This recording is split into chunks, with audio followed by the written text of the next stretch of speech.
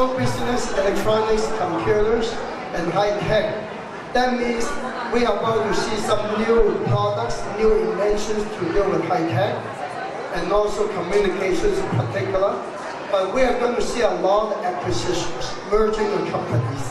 嗱，今年第一個最好嘅行業就係火業，最典型嘅火業咧就電子、電腦、電機、傳播電同埋呢個娛樂事業。咁樣呢個娛樂事業咧最典型就連我都會上荷里活今年。今年年尾之前咧，我會為荷里活拍10集劇集。咁樣另外咧就係個電子行業咧，通訊行業今年咧會有突破，亦都有好多公司合併，所以一個好激動嘅一年。所以留心呢個走勢。Now talking about the entertainment side, over the years that we suffered because of copyright stuff. This year we are going to see 我哋嘅垃圾，又將垃圾轉咗能源，又冇污染，你馬上變咗億萬富豪。Now that's the quickest way to become a multi-billion usable energy without pollution. Without pollution, that's the key.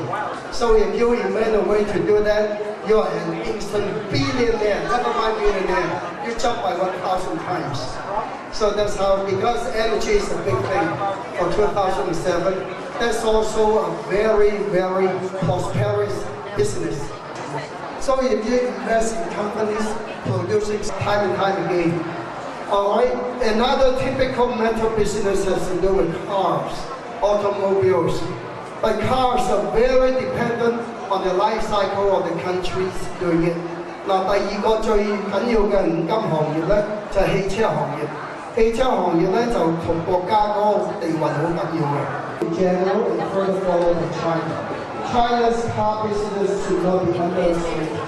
What about the United States?